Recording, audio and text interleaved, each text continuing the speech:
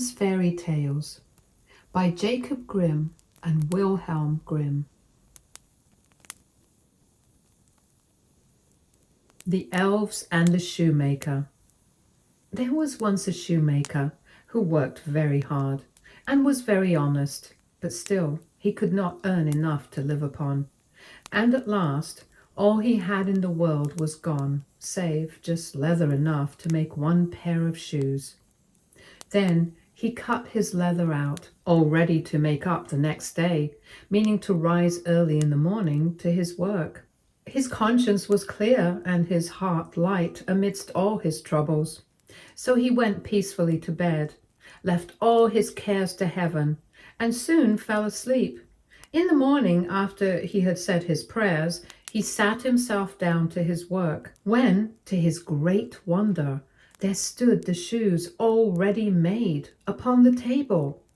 The good man knew not what to say or think at such an odd thing happening. He looked at the workmanship. There was not one false stitch in the whole job. All was so neat and true that it was quite a masterpiece. The same day a customer came in, and the shoes suited him so well that he willingly paid a price higher than usual for them. And the poor shoemaker, with the money, bought leather enough to make 2 pairs more. In the evening he cut out the work and went to bed early, that he might get up and begin betimes next day. But he was saved all the trouble, for when he got up in the morning the work was done ready to his hand. Soon in came buyers, who paid him handsomely for his goods, so that he bought leather enough for 4 pair more. He cut out the work again overnight and found it done in the morning as before, and so it went on for some time. What was got ready in the evening was always done by daybreak, and the good man soon became thriving and well off again. One evening about Christmas time, as he and his wife were sitting over the fire, chatting together, he said to her, "I shall like to sit up and watch tonight, that we may see who it is that comes and does my work for me." The wife liked the thought, so they left a light burning, and hid themselves in a corner of the room, behind a curtain that was hung up there, and watched what would happen. As soon as it was midnight, there came in 2 little naked dwarfs, and they sat themselves upon the shoemaker's bench, took up all the work that was cut out, and began to ply with their little fingers, stitching and rapping and tapping away at such a rate that the shoemaker was all wonder and could not take his eyes off them. And on they went till the job was quite done, and the shoes stood ready for use upon the table. This was long before daybreak, and then they bustled away as quick as lightning. The next day the wife said to the shoemaker, "These little wights have made us rich, and we ought to be thankful to them and do them a good turn if we can. I'm quite sorry to see them run about as they do, and indeed it is not very decent, for they have nothing upon their backs to keep off the cold. I'll tell you what, I will make each of them a shirt and a coat and waistcoat and a pair of pantaloons into the bargain, and do you make each of them a little pair of shoes." The thought pleased the good cobbler very much, and one evening when all the things were ready, they laid them on the table instead of the work that they used to cut out, and then went and hid themselves to watch what the little elves would do.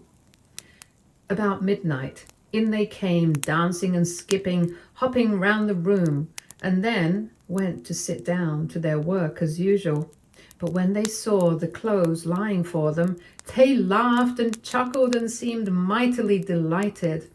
Then they dressed themselves in the twinkling of an eye, and danced and capered and sprang about as merry as could be, till at last they danced out the door and away over the green.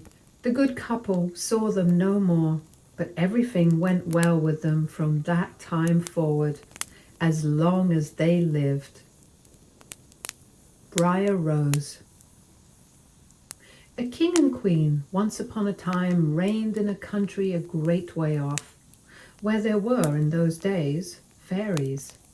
Now this king and queen had plenty of money and plenty of fine clothes to wear and plenty of good things to eat and drink and a coach to ride out in every day. But though they had been married many years, they had no children, and this grieved them very much indeed. But one day, as the queen was walking by the side of the river at the bottom of the garden, she saw a poor little fish that had thrown itself out of the water and lay gasping and nearly dead on the bank.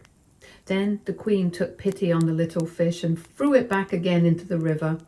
And before it swam away, it lifted its head out of the water and said, "I know what your wish is, and it shall be fulfilled. In return for your kindness to me, you will soon have a daughter."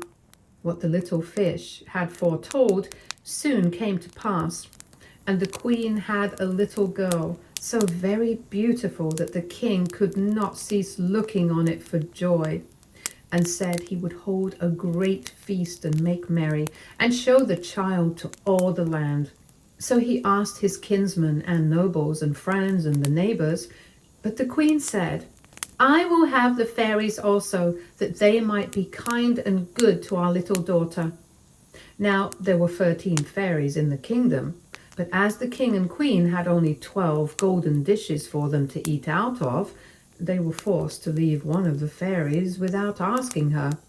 So 12 fairies came, each with a high red cap on her head and red shoes with high heels on her feet, and a long white wand in her hand.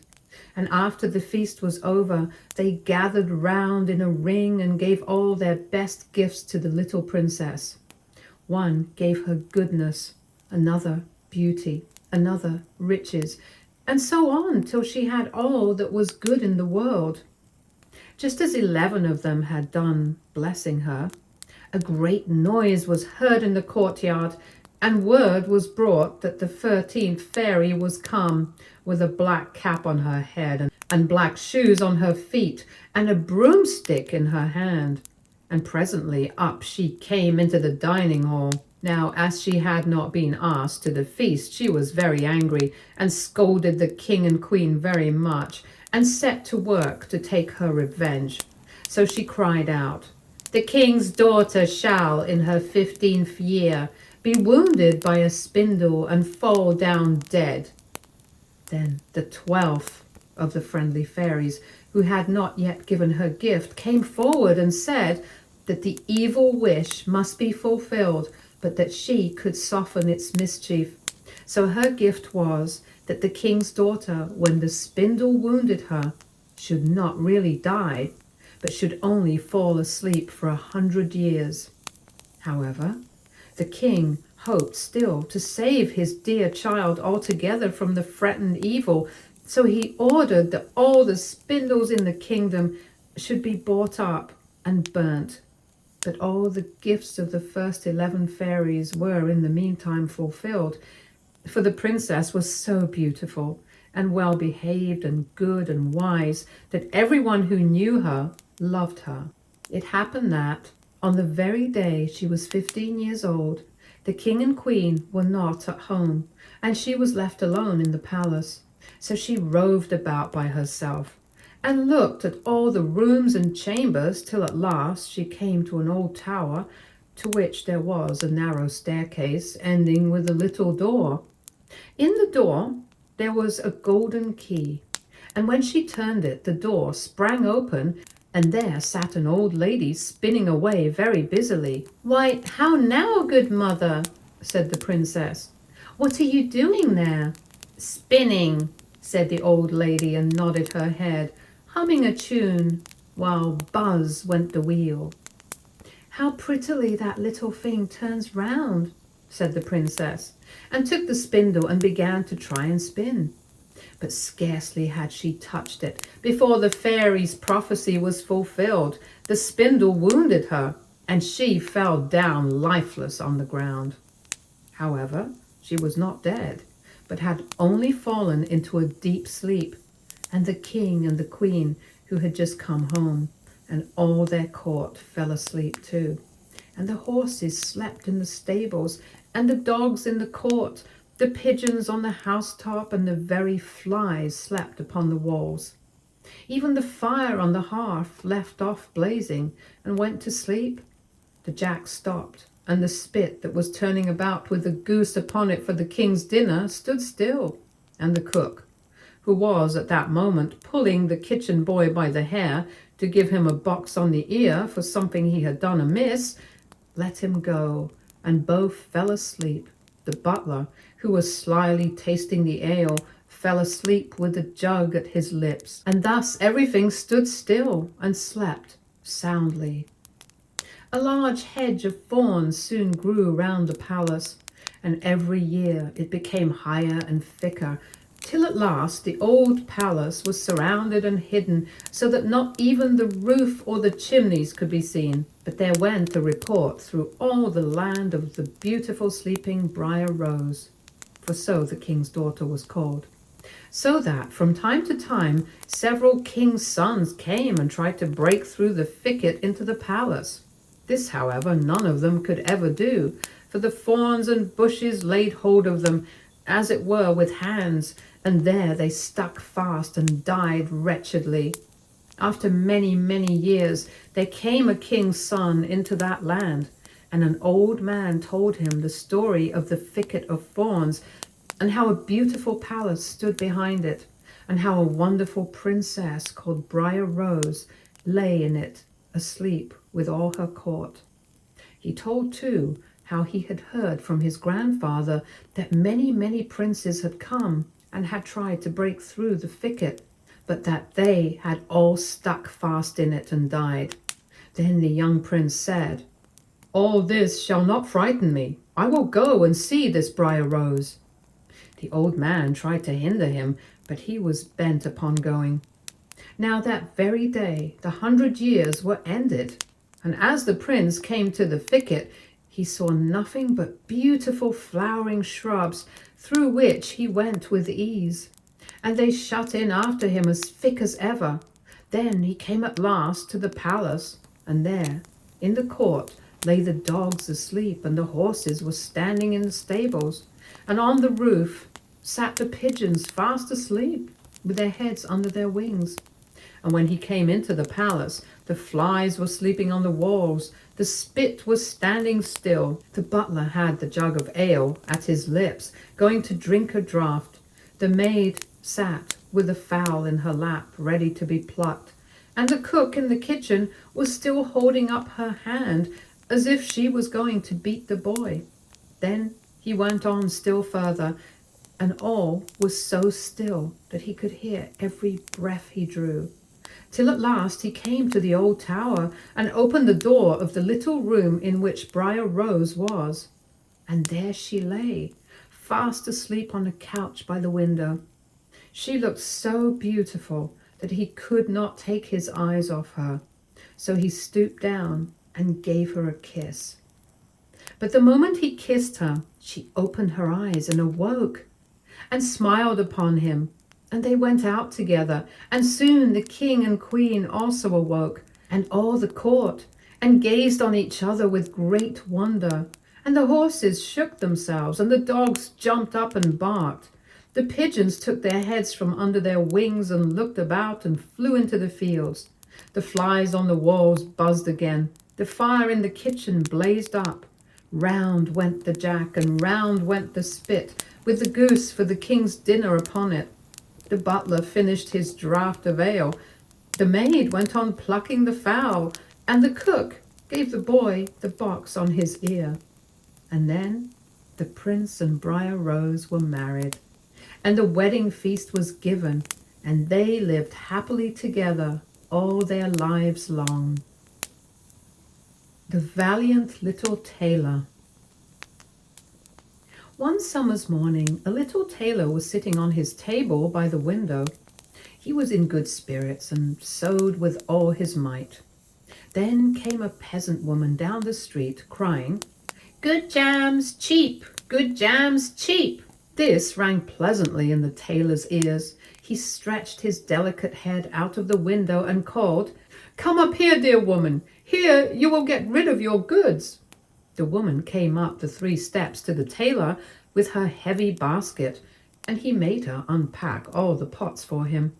He inspected each one, lifted it up, put his nose to it, and at length said, "The jam seems to me to be good. So weigh me out 4 ounces, dear woman, and if it is 1/4 of a pound, that is of no consequence." The woman, who had hoped to find a good sale, gave him what he desired, but went away quite angry and grumbling. "Now this jam shall be blessed by God," cried the little tailor, "and give me health and strength." So he brought the bread out of the cupboard, cut himself a piece right across the loaf, and spread the jam over it. "This won't taste bitter," said he, "but I will just finish the jacket before I take a bite." He laid the bread near him, sewed on, and in his joy made bigger and bigger stitches. In the meantime, the smell of the sweet jam rose to where the flies were sitting in great numbers, and they were attracted and descended on it in hosts. "Hi! Who invited you?" said the little tailor, and drove the unbidden guests away. The flies, however, who understood no German, would not be turned away, but came back again in ever-increasing companies. The little tailor at last lost all patience and drew a piece of cloth from the hole under his work table, and saying, "Wait, and I will give it to you," struck it mercilessly on them. When he drew it away and counted, there lay before him no fewer than 7 dead and with legs stretched out. "Are you a fellow of that sort?" said he, and could not help admiring his own bravery. "The whole town shall know of this." And the little tailor hastened to cut himself a girdle, stitched it, and embroidered on it in large letters, "7 at one stroke. What, the town?" he continued. "The whole world shall hear of it." And his heart wagged with joy like a lamb's tail. The tailor put on the girdle and resolved to go forth into the world, because he thought his workshop was too small for his valor. Before he went away, he sought about in the house to see if there was anything which he could take with him. However, he found nothing but an old cheese, and that he put into his pocket. In front of the door he observed a bird which had caught itself in the thicket. It had to go into his pocket with the cheese. Now he took to the road boldly, and as he was light and nimble, he felt no fatigue. The road led him up a mountain, and when he had reached the highest point of it, there sat a powerful giant, looking peacefully about him. The little tailor went bravely up, spoke to him, and said, "Good day, comrade. So you are sitting there overlooking the widespread world. I am just on my way thither, and want to try my luck. Have you any inclination to go with me?" The giant looked contemptuously at the tailor and said, "You ragamuffin, you miserable creature." "Oh, indeed?" answered the little tailor, and unbuttoned his coat, and showed the giant the girdle. "There may you read what kind of a man I am." The giant read, 7 at one stroke, and thought that they had been men whom the tailor had killed, and began to feel a little respect for the tiny fellow. Nevertheless, he wished to try him first, and took a stone in his hand and squeezed it together so that water dropped out of it. "Do that likewise," said the giant, "if you have strength." "Is that all?" said the tailor. "That is child's play with us," and put his hand into his pocket, brought out the soft cheese, and pressed it until the liquid ran out of it. "Faith," said he, "that was a little better, wasn't it?" The giant did not know what to say, and could not believe it of the little man. Then the giant picked up a stone and threw it so high that the eye could scarcely follow it. "Now, little mite of a man, do that likewise." "Well thrown," said the tailor, "but after all, the stone came back down to earth again. I will throw you one which shall never come back at all." And he put his hand into his pocket, took out the bird, and threw it into the air. The bird, delighted with its liberty, rose, flew away, and did not come back. "How does that shot please you, comrade?" asked the tailor. "You can certainly throw," said the giant, "but now we will see if you are able to carry anything properly." He took the little tailor to a mighty oak tree which lay there felled on the ground, and said, "If you are strong enough, help me to carry the tree out of the forest." "Readily," answered the little man. "Take you the trunk on your shoulders, and I will raise up the branches and twigs. After all, they are the heaviest." The giant took the trunk on his shoulder, but the tailor seated himself on a branch, and the giant, who could not look round, had to carry away the whole tree, and the little tailor into the bargain. He, behind, was quite merry and happy, and whistled the song, "Three tailors rode forth from the gate," as if carrying the tree were child's play. The giant, after he had dragged the heavy burden part of the way, could go no further, and cried, "Hark you, I shall have to let the tree fall." The tailor sprang nimbly down, seized the tree with both arms as if he had been carrying it, and said to the giant, "You are such a great fellow, and you cannot even carry the tree." They went on together, and as they passed a cherry tree, the giant laid hold of the top of the tree where the ripest fruit was hanging, bent it down, gave it into the tailor's hand, and bade him eat. But the little tailor was much too weak to hold the tree, and when the giant let it go, it sprang back again, and the tailor was tossed into the air with it. When he had fallen down again without injury, the giant said, "What is this? Have you not strength enough to hold the weak twig?" "There is no lack of strength," answered the little tailor. "Do you think that could be anything to a man who has struck down 7 at one blow? I leapt over the tree because the huntsmen are shooting down there in the thicket. Jump as I did, if you can do it." The giant made the attempt, but he could not get over the tree, and remained hanging in the branches, so that in this also the tailor kept the upper hand. The giant said, "If you are such a valiant fellow, come with me into our cavern and spend the night with us." The little tailor was willing, and followed him. When they went into the cave, other giants were sitting there by the fire, and each of them had a roasted sheep in his hand and was eating it. The little tailor looked round and thought, "It is much more spacious here than in my workshop."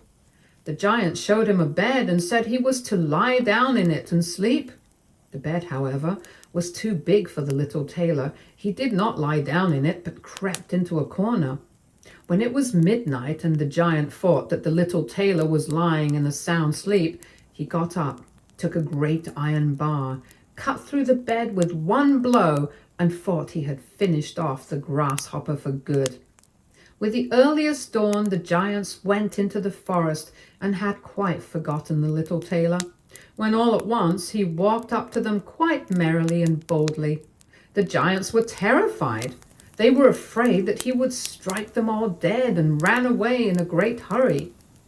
The little tailor went onwards, always following his own pointed nose. After he had walked for a long time, he came to the courtyard of a royal palace, and as he felt weary, he lay down on the grass and fell asleep. Whilst he lay there, the people came and inspected him on all sides, and read on his girdle, 7 at one stroke. "Ah," said they, "what does the great warrior want here in the midst of peace? He must be a mighty lord." They went and announced him to the king, and gave it as their opinion that if war should break out, this would be a weighty and useful man, who ought on no account to be allowed to depart. The counsel pleased the king, and he sent one of his courtiers to the little tailor to offer him military service when he awoke. The ambassador remained standing by the sleeper, waited until he stretched his limbs and opened his eyes, and then conveyed to him this proposal. "For this very reason have I come here. the tailor replied. "I am ready to enter the king's service." He was therefore honorably received, and a special dwelling was assigned him. The soldiers, however, were set against the little tailor and wished him 1,000 miles away. "What is to be the end of this?" they said among themselves. "If we quarrel with him and he strikes about him, 7 of us will fall at every blow. Not one of us can stand against him." They came therefore to a decision, betook themselves in a body to the king, and begged for their dismissal. "We are not prepared," said they, "to stay with a man who kills 7 at one stroke." The king was sorry that for the sake of one he should lose all his faithful servants, and wished that he had never set eyes on the tailor, and would willingly have been rid of him again. But he did not venture to give him his dismissal, for he dreaded lest he should strike him and all his people dead, and place himself on the royal throne. He thought about it for a long time, and at last found good counsel. He sent to the little tailor and caused him to be informed that as he was a great warrior, he had one request to make to him. In a forest of his country lived 2 giants, who caused great mischief with their robbing, murdering, ravaging, and burning, and no one could approach them without putting himself in danger of death. If the tailor conquered and killed these 2 giants, he would give him his only daughter to wife, and half of his kingdom as a dowry. Likewise, 100 horsemen should go with him to assist him. "That would indeed be a fine thing for a man like me," thought the little tailor. "One is not offered a beautiful princess and half a kingdom every day of one's life." "Oh yes," he replied, "I will soon subdue the giants, and do not require the help of the 100 horsemen to do it. He who can hit 7 with one blow has no need to be afraid of 2. The little tailor went forth, and the 100 horsemen followed him. When he came to the outskirts of the forest, he said to his followers, "Just stay waiting here. I alone will soon finish off the giants." Then he bounded into the forest and looked about right and left. After a while he perceived both giants. They lay sleeping under a tree and snored so that the branches waved up and down. The little tailor, not idle, gathered 2 pockets full of stones, and with these climbed up the tree.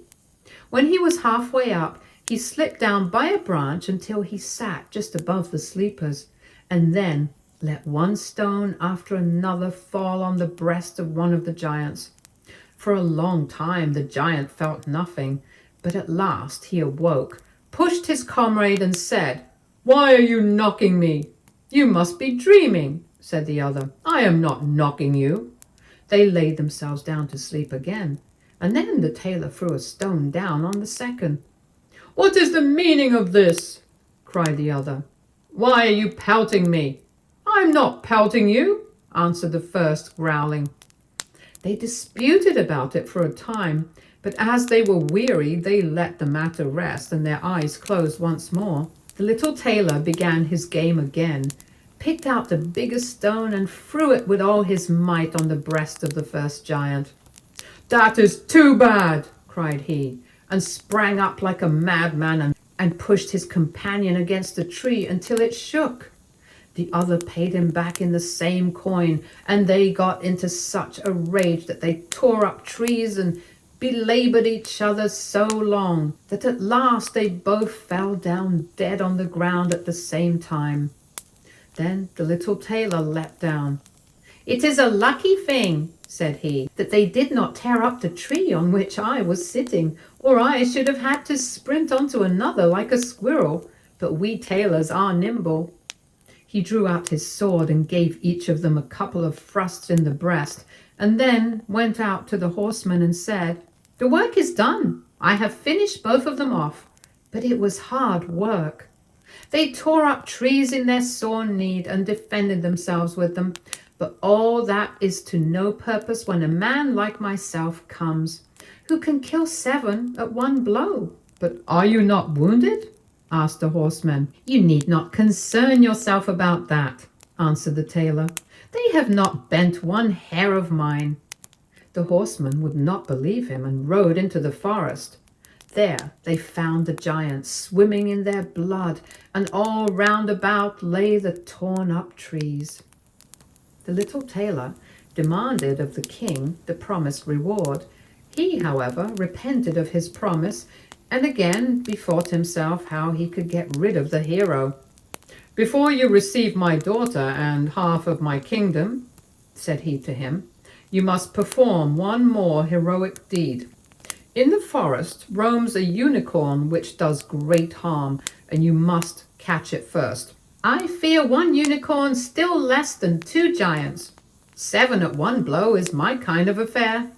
He took a rope and an axe with him, went forth into the forest, and again bade those who were sent with him to wait outside. He had not long to seek. The unicorn soon came towards him and rushed directly on the tailor, as if it would gore him with its horn without more ado. "Softly, softly, it can't be done as quickly as that," said he, and stood still and waited until the animal was quite close, and then sprang nimbly behind the tree. The unicorn ran against the tree with all its strength and stuck its horn so fast in the trunk that it had not the strength enough to draw it out again. And thus it was caught. "Now I have got the bird," said the tailor, and came out from behind the tree and put the rope round its neck. And then with his axe he hewed the horn out of the tree, and when all was ready he led the beast away and took it to the king. The king still would not give him the promised reward, and made a third demand. Before the wedding, the tailor was to catch him a wild boar that made great havoc in the forest, and the huntsmen should give him their help. "Willingly," said the tailor. "That is child's play." He did not take the huntsmen with him into the forest, and they were well pleased that he did not, for the wild boar had several times received them in such a manner that they had no inclination to lie in wait for him. When the boar perceived the tailor, it ran on him with foaming mouth and whetted tusks, and was about to throw him to the ground. But the hero fled and sprang into a chapel, which was near and up to the window at once, and in one bound out again. The boar ran after him, but the tailor ran round outside and shut the door behind it, and then the raging beast, which was much too heavy and awkward to leap out of the window, was caught. The little tailor called the huntsmen thither, that they might see the prisoner with their own eyes. The hero, however, went to the king, who was now, whether he liked it or not, obliged to keep his promise, and gave his daughter and a half of his kingdom. Had he known that it was no warlike hero, but a little tailor who was standing before him, it would have gone to his heart still more than it did. The wedding was held with great magnificence and small joy, and out of a tailor a king was made. After some time the young queen heard her husband say in his dreams at night, "Boy, make me the doublet and patch the pantaloons, or else I will wrap the yard measure over your ears." Then she discovered in what state of life the young lord had been born, and next morning complained of her wrongs to her father, and begged him to help her to get rid of her husband, who was nothing else but a tailor. The king comforted her and said, "Leave your bedroom door open this night, and my servants shall stand outside. When he has fallen asleep, shall go in, bind him, and take him on board a ship which shall carry him into the wide world."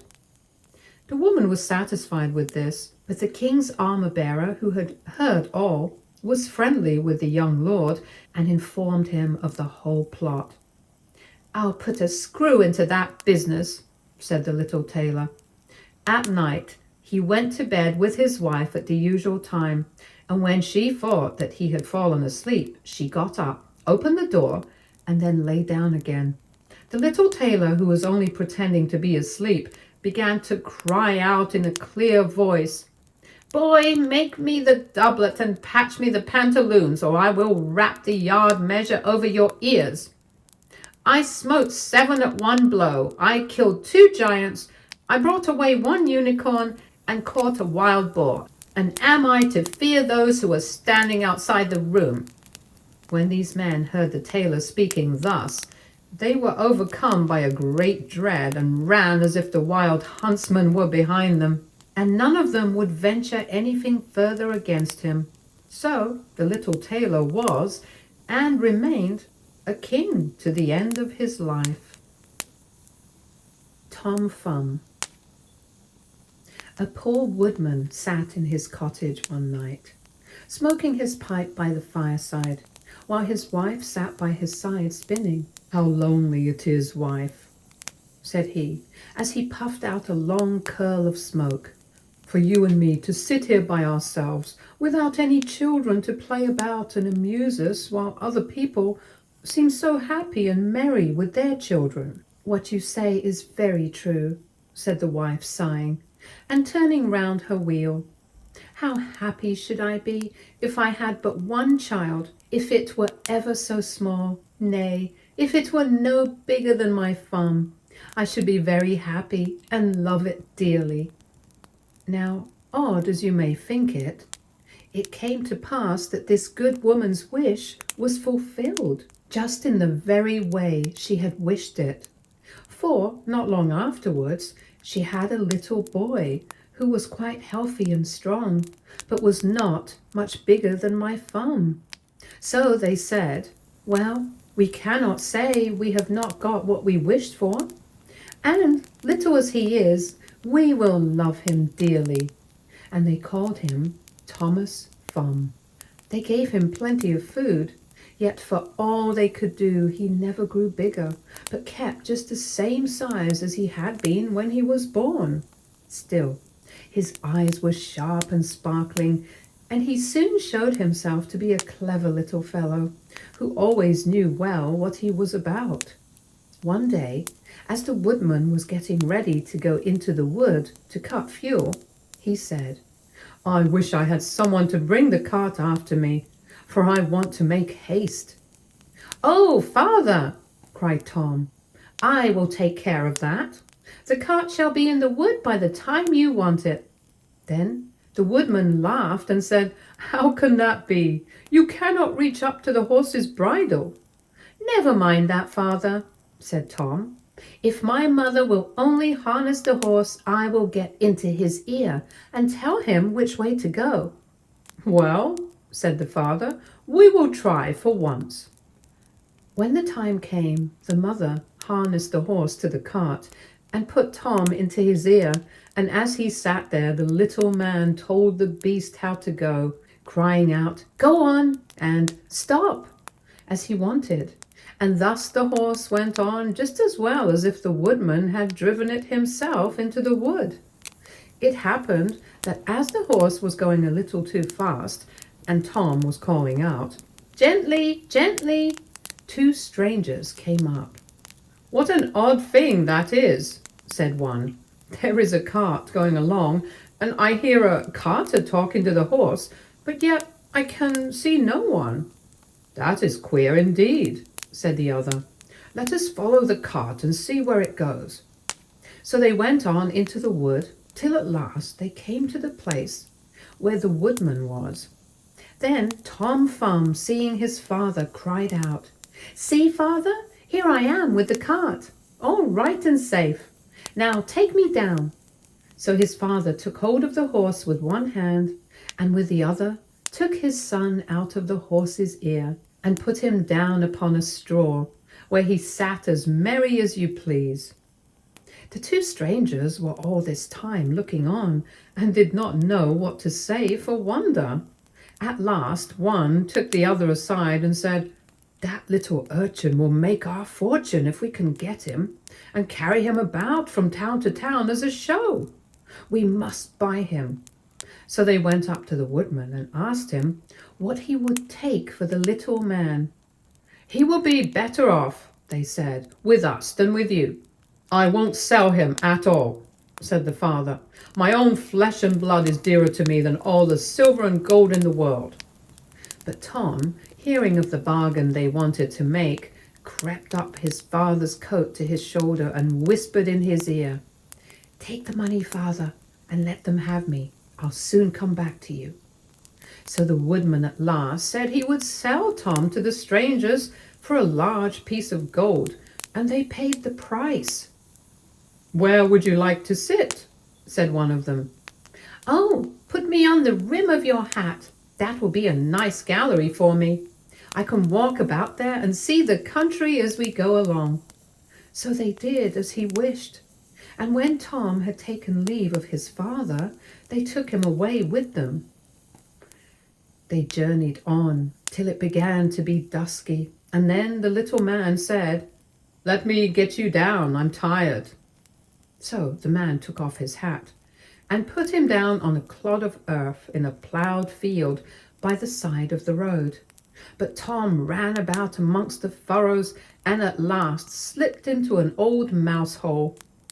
"Good night, my masters," said he. "I'm off. Mind and look sharp after me the next time." Then they ran at once to the place and poked the ends of their sticks into the mouse hole, but all in vain. Tom only crawled farther and farther in, and at last it became quite dark, so that they were forced to go their way without their prize, as sulky as could be. When Tom found they were gone, he came out of his hiding place. "What dangerous walking it is," said he, "in this ploughed field. If I were to fall from one of these great clods, I should undoubtedly break my neck." At last, by good luck, he found a large empty snail shell. "This is lucky," said he. "I can sleep here very well," and in he crept. Just as he was falling asleep, he heard two men passing by, chatting together, and one said to the other, "How can we rob that rich person's house of his silver and gold?" "I'll tell you," cried Tom. "What noise was that?" said the thief, frightened. "I'm sure I heard someone speak." They stood still listening, and Tom said, "Take me with you, and I'll soon show you how to get the parson's money." "But where are you?" said they. "Look about on the ground," answered he, "and listen where the sound comes from." At last the thieves found him out, and lifted him up in their hands.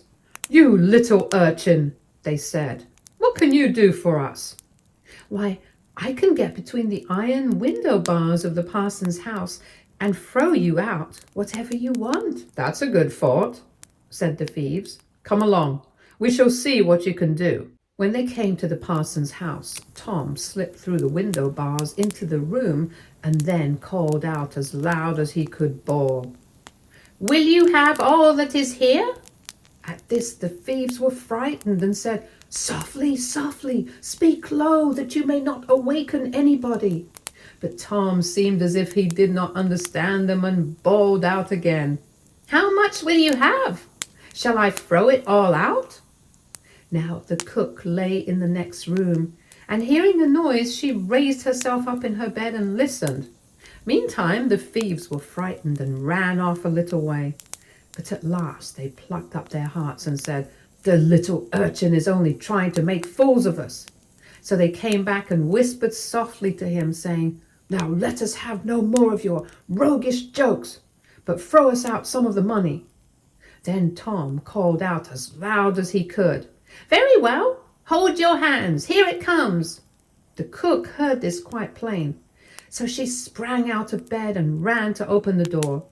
The thieves ran off as if a wolf was at their tails, and the maid, having groped about and found nothing, went away for a light. By the time she came back, Tom had slipped off into the barn, and when she had looked about and searched every hole and corner and found nobody, she went to bed thinking she must have been dreaming with her eyes open. The little man crawled about in the hayloft and at last found a snug place to finish his night's rest in. So he laid himself down, meaning to sleep till daylight, and then find his way home to his father and mother. But alas, how woefully he was undone! What crosses and sorrows happen to us all in this world! The cook got up early before daybreak to feed the cows, and going straight to the hayloft carried away a large bundle of hay with the little man in the middle of it fast asleep. He still, however, slept on, and did not awake till he found himself in the mouth of the cow. For the cook had put the hay into the cow's rick, and the cow had taken Tom up in a mouthful of it. "Good lackaday," said he. "How came I to tumble into the mill?" But he soon found out where he really was, and was forced to have all his wits about him, that he might not get between the cow's teeth, and so be crushed to death. At last, down he went into her stomach. "It is rather dark," said he. "They forgot to build windows in this room to let the sun in. A candle would be no bad thing." Though he made the best of his bad luck, he did not like his quarters at all, and the worst of it was that more and more hay was always coming down, and the space left for him became smaller and smaller. At last he cried out as loud as he could, "Don't bring me any more hay! Don't bring me any more hay!" The maid happened to be just then milking the cow, and hearing someone speak, but seeing nobody, and yet being quite sure it was the same voice that she had heard in the night, she was so frightened that she fell off her stool and overset the milk pail. As soon as she could pick herself up out of the dirt, she ran off as fast as she could to her master, the parson, and said, "Sir, sir, the cow is talking." But the parson said, "Woman, thou art surely mad." However, he went with her into the cow house to try and see what was the matter. Scarcely had they set foot on the threshold when Tom called out, "Don't bring me any more hay." Then the parson himself was frightened, and thinking the cow was surely bewitched, told his man to kill her on the spot. So the cow was killed and cut up, and the stomach in which Tom lay was thrown out upon a dunghill.